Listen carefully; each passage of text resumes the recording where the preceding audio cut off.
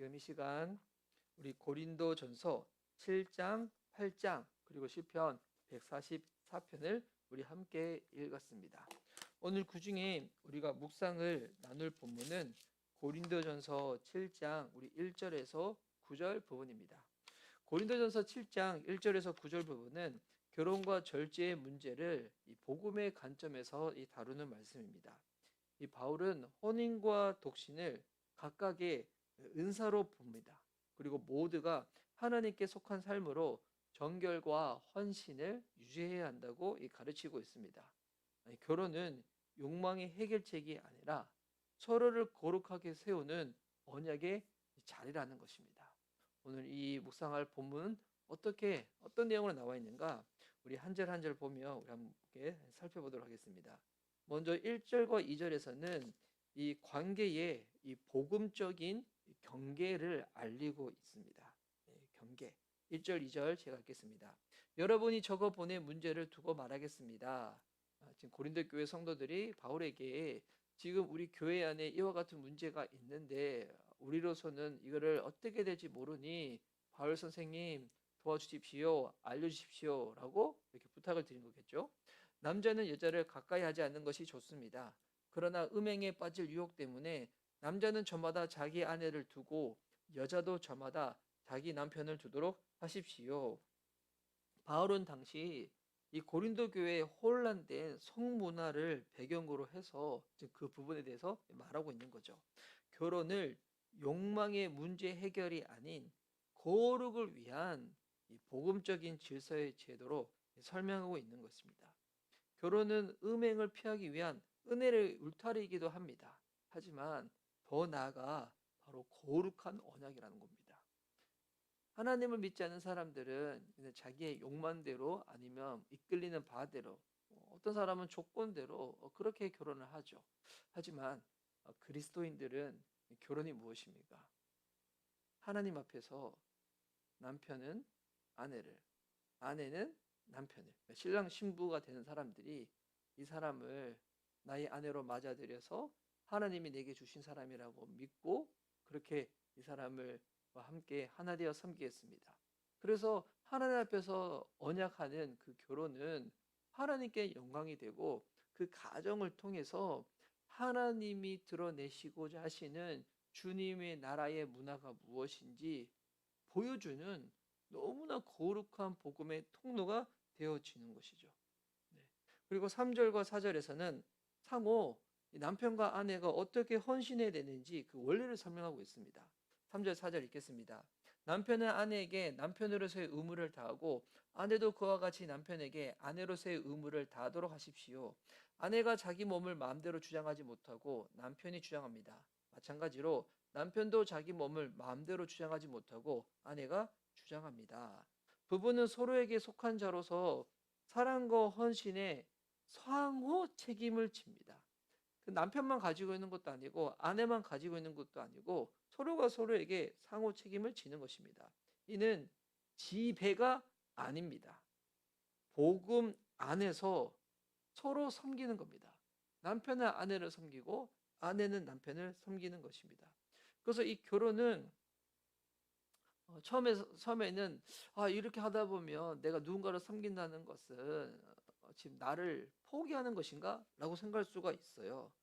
뭐 겉으로 드러나는 모양은 첫 시작은 포기로 보이지만 더 나아가면 하나라는 우리로서 서로가 서로에게 헌신하는 것이죠.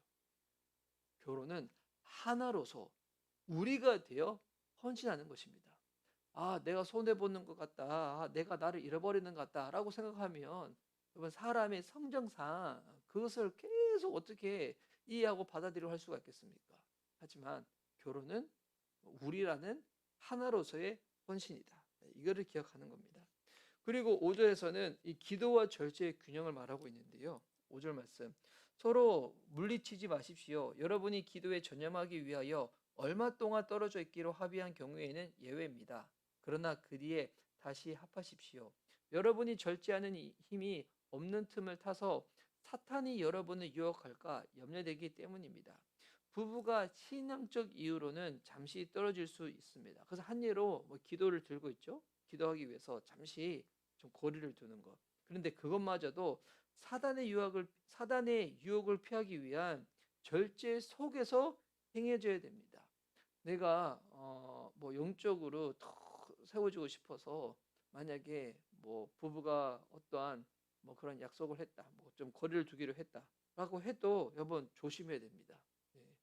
거룩은 기도 속에서, 유혹은 절제 속에서 이겨지는 것입니다. 네. 거룩은 기도 속에서, 유혹은 절제 속에서. 여러분 우리 사람이 얼마나 약한 존재인지 모릅니다. 예. 사람은 뭐 이거 성경에 있는 내용은 아니지만 out of sight, out of mind예요. 예. 내가 지금 아무리 사랑하는 사람이 할지라도 그 사람이 내 눈앞에서 보이는 그 시간들이 멀어지게 되면, 물리적으로 가까이 있는 그 시간들이 멀어지게 되면, 왜 사람이 몸을 가지고 있습니까? 육체를 입고 있습니까? 멀어지지 않아요? 그러면 내가 마음으로 아무리 기도한다 할지라도 내가 눈에 보이는 사람, 만나는 사람들이 다른 사람과의 시간이 더 많아지고 하다 보면 여보 이거 멀어지게 되는 거거든요. 그래서 그거에 대한 약함을 알고 이것도 분명한 경계가 있어야 된다는 거죠. 그리고 6절과 9절에서는 각각 하나님께서 우리에게 주신 그 은사로서 독신과 결혼을 바울이 설명하고 있습니다. 6절부터 9절까지 제가 한번 쭉 읽겠습니다. 그러나 내가 이것을 말하는 것은 그렇게 해도 좋다는 뜻으로 말하는 것이지 명령으로 말하는 것은 아닙니다. 나는 모든 사람이 다 나와 같이 되기를 바랍니다. 그러나 각 사람은 하나님께로부터 받은 은사가 있어서 이 사람은 이러하고 저 사람은 저러합니다. 결혼하지 않는 남자들과 가부들에게 말합니다. 나처럼 그냥 지내는 것이 그들에게 좋습니다. 그러나 절제할 수 없거든 결혼하십시오. 욕정에 불타는 것보다는 결혼하는 편이 낫습니다. 바울은 독신과 결혼 모두를 하나님께 받은 은사로 그렇게 보고 있습니다. 이 독신에 대해서 지금 시대에 많은 그리스도인들이 아직 그 청년들이 이런 오해를 많이 해요. 어차피 살다 보니까 지금의 시대는 남자든 여자든 나이가 좀 어느 정도 직감을 가지고 있고 경제력이 생기고, 그리고 이제 홀로 사는 것이 이전에 비해서는 정말 불편하지 않는 시대가 됐잖아요. 어떻게 보면 더 편리한 시대가 됐잖아요. 먹는 거, 사는 거, 입는 거, 노는 거 혼자서도 충분히 할 수 있는 뭐 그런 시대지 않습니까? 특별히 대한민국의 이 서울이나 또 수도권, 뭐 지방도 마찬가지겠지만, 그러다 보면 내가 신앙은 있는데 시간이 지났는데 아직 결혼을 못했어요. 근데 혼자 사는 게 편하거든요. 괜히 또 누구를 만나고 또 이렇게 알아가려고 하면 또 맞춰야 되고, 또 내 것을 이렇게 좀 이렇게 예전에 했던 것을 하지 못하기도 하고 뭐 불편하기도 하고 그런 게 좀 느껴져요. 그러다 보니까 스스로 어떻게 하냐면, 나 독신이지 않을까? 나 혼자 사는 게 너무 이렇게 편한데 나 독신이지 않을까? 그런데 사도 바울이 말하는 독신의 이 부분 은사는 그냥 혼자 사는 게 편하다고 해가지고 느껴지는 게 독신의 은사가 아니라는 겁니다. 하나님께로 받은 은사다. 그러면 독신의 은사를 주신 그 목적은 하나님께 있는 것입니다. 하나님이 왜 우리에게 결혼하라고 말씀하시고, 또 어떤 좀 적은 케이스에는 왜 독신 은사를 주는 겁니까? 이유는 간단합니다. 하나님의 영광을 위해서. 내가 독신으로 사는 것이 하나님께 영광이 되어지고, 또한 독신으로 사는 나를 통하여서 하나님의 하나님 되심이 더욱더 드러나고, 나를 통하여 더욱더 영혼 구원에서 제자 삼는 일들이 더욱더 왕성하게 일어난다면 그렇게 사는 것이 나을 겁니다. 근데 그게 아니라 단순히 혼자 사는 게 편해가지고 난 독신 은사 받은 것 같아. 그거는 아니라는 것입니다. 그 실제적으로 독신의 은사 받은 사람들이 어떤 사람들인가라고 보면 그런 케이스들이 있어요. 선교지에서 우리 여자 선교사님들이 그 선교 사역을 감당하기 위하여 혼자 사시는 분들이 있거든요. 그분들이 능력이 떨어져서 외모가 안 돼가지고 사람 만날 기회가 없어서 그런 것인가? 그게 아니라 정말 하나님 나라의 그 사명을 온전히 감당하기 위해서 그렇게 사시는 분들이 계십니다. 그래서 결혼은 열정의 타락이 아닙니다. 복음 안에서의 절제된 사랑의 표현입니다. 절제된 표현. 하나님은 결혼이든 독신이든, 솔직히 하나님 편에서 독신이 뭐가 중요하고 결혼이 뭐가 중요하겠습니까? 중요한 것은 모두를 통해 복음을 누리고 이루어지고 전해지고, 복음을 통하여 영혼들이 구원받고 그리스도의 제자로 세워지고 하나님 나라가 부흥하고 확장하는 거. 이게 제일 중요한 거죠. 그래서 이게 본질이죠. 이거를 놓고서 사도 바울은 그냥 본인의 경험을 통해서 권하는 거죠. 아까 그래서 읽다 보면 그런 말이 있잖아요. 6절에 보니까 내가 이것을 말하는 것은 그렇게 또 좋다는 것이지 명령으로 말하는 것은 아니라고. 왜냐하면 바울은 하나님의 그 사역을 감당할 때 독신으로서 그것을 감당했거든요. 뭐 어떤 신학자들은 뭐 바울이 결혼했냐 안 했냐 그에 대해서 뭐 여러 가지만 의견들이 이렇게 있지만 그 제쳐두고 바울은 지금 독신으로서 하나님의 이 사역을 감당했거든요. 그러다 보니까 내가 이렇게 하나님의 사역을 위하여 영광을 위하여 복음을 전하는 일을 위하여 다른 것 가운데 매이지 않고 온전히 집중하고 매진할 수 있다 보니 이게 참 좋다라고 말하면서 그런데 이거는 내 경우이지 여러분한테 다 이렇게 하라고 말하는 건 아니라고. 여러분이 누군가를 만나지 못해서 너무 감정적으로 외롭고 힘들고 하면 그것 때문에 오히려 신앙이 무너지고 하는 것보다는 누군가를 만나는 것이 훨 낫다고 이렇게 바울이 말하는 것입니다. 여러분 독신의 은사를 받았다고 함부로 그렇게 말하지 마십시오. 네.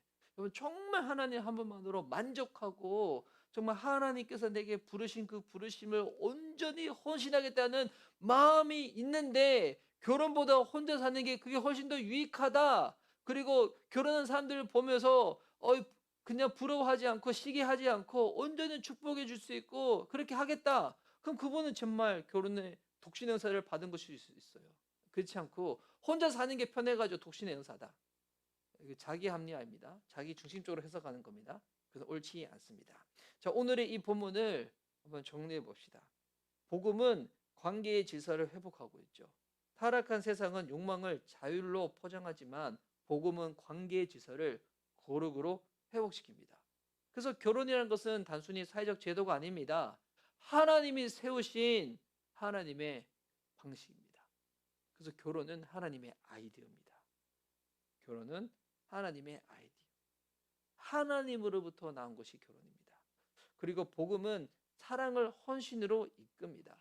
그리스도께서 교회를 위해 자신을 내어주신 것처럼 부부 관계도 자기 포기와 섬김을 통해 그 사랑이 실천되어지는 거죠. 자기 포기와 섬김을 하지 않는데 어떻게 사랑이 실천되겠습니까? 오히려 내 욕심에 그 사람을 끼워 맞추는 거죠. 마지막 복음은 절제의 은혜를 줍니다. 절제는 인간의 의지가 아닙니다. 성령의 열매입니다. 복음을 믿음으로써 주어지는 열매로서의 결과입니다. 결혼과 독신, 독신과 결혼은 우열의 문제가 아닙니다. 하나님이 각 사람에게 주신 은사의 다양성으로 드러나는 것입니다.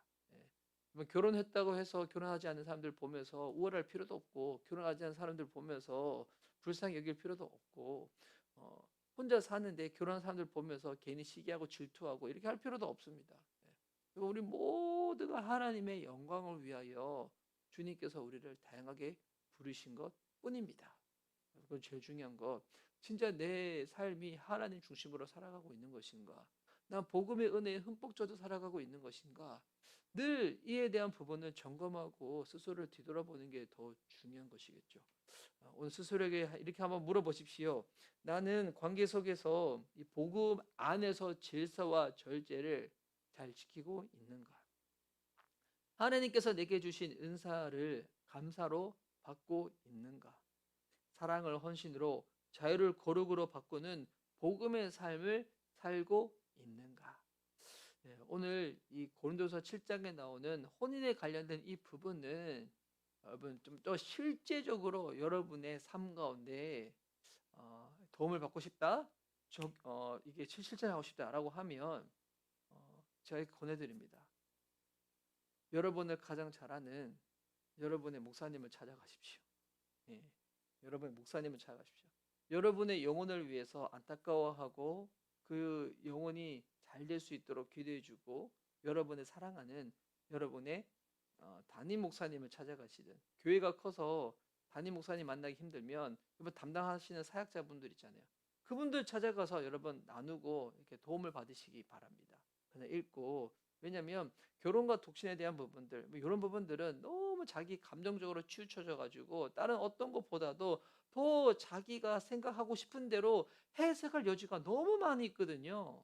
나는 이럴 수밖에 없었어요. 주변에 여러분 결혼하지 않고 동거하는 사람들 아니면 뭐 결혼하기 전에도 이미 혼전 정사를 갖는 사람들 보면 여러분 그 사람들 다 자기 나름대로 다 이유가 있습니다. 다 합리한 이유가 있습니다. 예. 그래서 왜냐하면 이 결혼이라는 부분에서 자기 감정과 사항이 딱 적용돼 버리잖아요. 그러면 이렇게 성경적으로 해석하고 적용하고 그렇게 살려고 애쓰기보다도 자기 합리화에 빠져가지고 죄 짓는 것을 합당하게 여겨버리는 그런 엄청난 실수를 범할 수 있게 됩니다. 그렇지 않기 위해서 그 부분을 객관적으로 성경적으로 좀 살펴주고 그리고 내 영혼을 살찌우는 그렇게 하기 위해서는 제가 권해드리는 좀 실제적인 팁은 여러분 교회 그 목사님을 찾아가서 그 부분을 나누시고 그렇게 도움을 받으면 좋겠습니다. 오늘 읽었던 또 묵상해야 될 이 본문을 통해서 결혼이든 독신이든 하나님이 주신 은사로서 거룩과 절제안에 살면서 복음의 하나님과 우리와의 관계가 어떤 관계인지 이 결혼에 빗대어서 주님도 에베소서 말씀에서 말씀하시는데 여러분 이거는 사랑과 헌신을 배워가는 과정입니다. 결혼은. 그래서 그것을 깨닫고 누리고 또 실제로 살아낼 수 있는 저와 여러분 되었으면 좋겠습니다. 저도 그렇게 잘하지 못하지만 오늘 읽은 이 말씀이 제 삶에도 더욱더 하나씩 하나씩 실제가 되어지고 열매로 맺어지기를 소원합니다. 이 시간 우리 다 함께 기도하도록 하겠습니다. 제가 기도 음악 드리겠습니다.